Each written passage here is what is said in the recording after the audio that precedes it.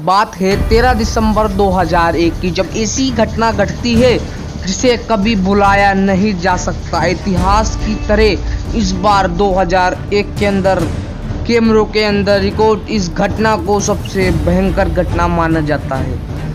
भयंकर घटनाओं में से एक घटना सांसद के हुए हमले की बात कर रहा हूं मैं। 2001 के अंदर हुए सांसद में हमले। हर बार की तरह हर इस सांसद में भव्य मंदिर के अंदर विपक्षी पार्टी और गवर्नमेंट के बीच में मूलभूत चल रही होती है। जब भी में चल रही इस घटना को देखते हुए सांसद के स्पीकर 40 मिनट का कोरस्पॉन्ड दे देते हैं और करंट पार्टी सहित विपक्ष पार्टी अपने अपने सोनिया गांधी तक अपने अपने आवेश की ओर निकल जाती है।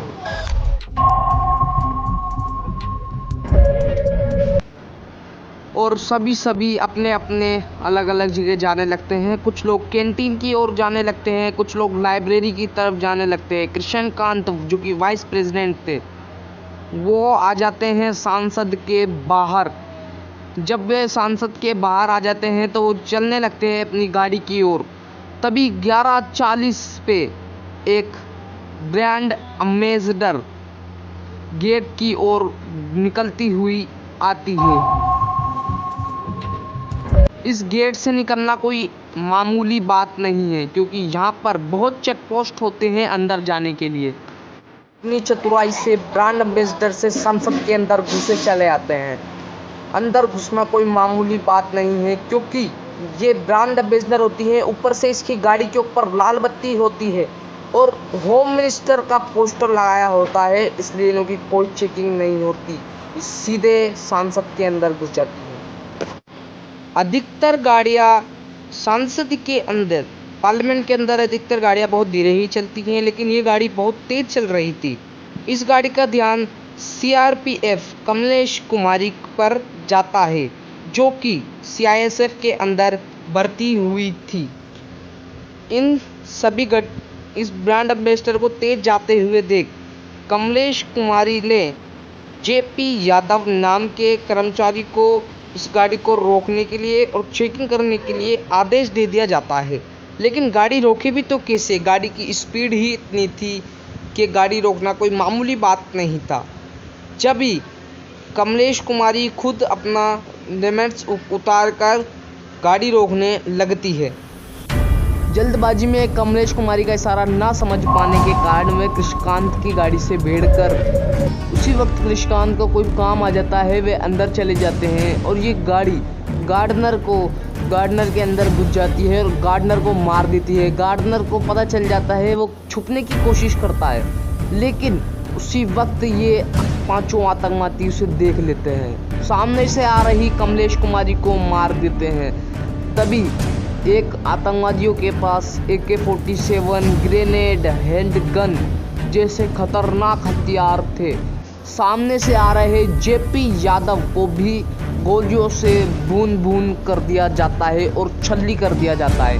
हाल ही में लेकिन जेपी यादव ने इमरजेंसी अलार्म बजाकर पार्लियामेंट को सतर्क कर दिया जाता है, जिस वजह से सभी गार्ड्स और सभी सीआईएसएफ के जवान सतर्क हो जाते हैं। इन सभी के पास अपने अपने एक हैंडगन थे। तीनों के पास अलग अलग वो थे। इनों का मकसद था अंदर पार्लियामेंट के अंदर घुसकर सभी संसदों को मारने का। लेकिन हाल ही में वहीं सीआरपीएफ के जवान वहां पहुंच जाते हैं। अंदर बैठे इन कुछ लोगों के जो सांसद थे, उन्हें समझते हैं कि ओपोजिशन वाले हमेशा की तरह बाहर लड़ाई कर रहे हैं, लेकिन इन्हें क्या पता था कि अंदर क्या हो रहा है। लेकिन तभी एक सांसद को फोन आता है और वह खतरनाक तरीके से घबरा जाते हैं। फोन के अंदर बताया जाता है कि पार्लियामेंट पर अटैक हो गया है, वो भी कोई और अटैक नहीं, आतंकवादियों का अटैक। सभी सांसद घबरा जाते हैं। अंदर देखो, अलार्म को सुनते ही पार्लियामेंट के अंदर बैठे हुए कुछ सिक्योरिटी गार्ड अपना पहला कदम उठाकर अपने गेट बंद कर देते हैं। ये देखते हुए जो आतंकवादी है 2 और 3 के ग्रुप में बढ़ जाते हैं और गेट नंबर 5 की ओर बढ़ने लगते हैं। लेकिन पार्लियामेंट का गेट बंद दिखता है इन्हों को और ये अंधाधुंध फायर स्टार्ट कर देते हैं। अंधाधुंध फायरन देखते हुए सीआरपीएफ के जवान उतारे जाते हैं और ये आगे की ओर बढ़ते जाते हैं। आतंकवादी 3 आतंकवादी और एक सीआरपीएफ कांस्टेबल जिन्हों का नाम संतोष कुमार था। जी हाँ, सीआरपीएफ कांस्टेबल ने 2 आतंकवादियों को तो मौत के घाट सुला दिया एक एक करके। लेकिन जो तीसरा आतंकवादी था, जो पीछे वाला तीसरा आतंकवादी था, उसे मौत के घाट सुलाने ही वाला था। उसे कुछ नहीं दिख रहा था तो वह अंधाधुंध फायरिंग कर रहा था। लेकिन इस बात का फायदा उठाते हुए सीआरपीएफ कांस्टेबल संतोष कुमार ने उसे भी खत्म कर दिया जाता है और अब सिर्फ 2 आतंकवादी पूरे पार्लियामेंट के अंदर बचते हैं। इन घटनाओं के दौरान गोदी मीडिया जो बताती है the 4th terrorist claim the toller of the 4 table, यानी कि वो चढ़ने जा रहे थे गेट के ऊपर से, पार्लियामेंट के अंदर चढ़ने जा रहे थे, तभी सीआरपीएफ के जवान उन्हों को बुलेट से, गोलियों की बुलेट से छल्ली छल्ली कर देते हैं।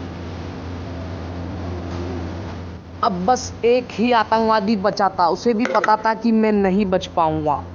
वह क्या करता है, अपने कपड़ों के अंदर बम भरकर गेट नंबर 1 की ओर फोड़ देता है।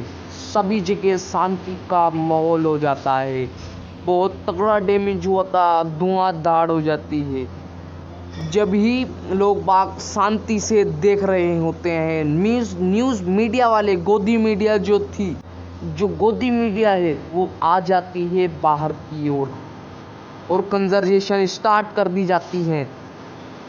पुलिस वाले, सीआरपीएफ के जवान कुछ देर तो शांति से बैठे रहते हैं, लेकिन फिर उसके बाद वो एम्बुलेंस वगैरह सभी को लेकर पहुंच जाते हैं पार्लियामेंट के अंदर और बहुत तगड़ी सख्ती करी जाती है। पार्लियामेंट के अंदर छानबीन करी जाती है, लगातार खतरनाक तरीके से छानबीन करी जा रही थी पार्लियामेंट के अंदर। 45 मिनट चले इस ऑपरेशन के अंदर एक बात तो स्पष्ट हो जाती है कि यह हमला किसी और ने नहीं करवाया, बल्कि हमारे पड़ोसी देश पाकिस्तान की ओर से हुआ है ये हमला। इस हमले के अंदर टोटल दिल्ली पुलिस के 6 ऑफिसर और 2 सिक्योरिटी पर्सनल, तेपी यादव और सीआरपीएफ के जवान कृष्णा पंता मार दी जाती है। तो स्पष्ट हो जाता है कि हमला पाकिस्तान ने ही करा है, बिल्कुल स्पष्ट कर दिया जाता है। क्योंकि जो सामान इन ब्रांड एम्बेसडर में मिलता है, वे बहुत तगड़े स्टेशन भी मिले जाते हैं इस ब्रांड एम्बेसडर के अंदर।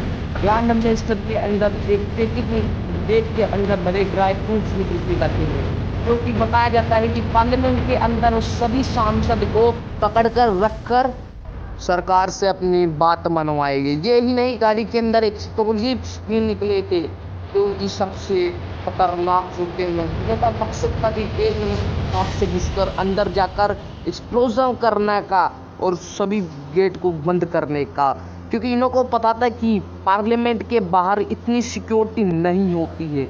असल में ये जो था 24 दिसंबर 1999 में निकला ये प्लेन अफगानिस्तान के अंदर उतरा दिया, क्योंकि इस पर आतंकवादी थे। ये जा रही थी फ्लाइट, इसे रोककर अफगानिस्तान के अंदर सरकार से अपनी बात मनाई जाती है और तभी सरकार तीन आतंकवादियों को छोड़ देती है, जिसमें से एक आतंकवादी मसूद अजहर जो था जैश-ए-मोहम्मद में शामिल हो जाता है, अपनी एक टीम बनाता है। इस टीम को बनाने के लिए उसे बहुत सारे लड़के चाहिए होते हैं और वो लड़के इकट्ठे कर लेता है इस हमले को करने के लिए। दरअसल बात ये है कि ये जैश-ए-मोहम्मद का ही प्लान था पार्लियामेंट अटैक का। मेन बात ये है 5 साल भारत के अंदर जेल के अंदर बंद रहने के कारण इसे भारत के एक चप्पा की खबर पड़ चुकी थी, तो तभी ये अपनी जैश-ए-मोहम्मद बना लेता है। आलिया सनी अहमद इन्हों की ही टीम में थे जो अपनी जान लुटाने को तैयार थे।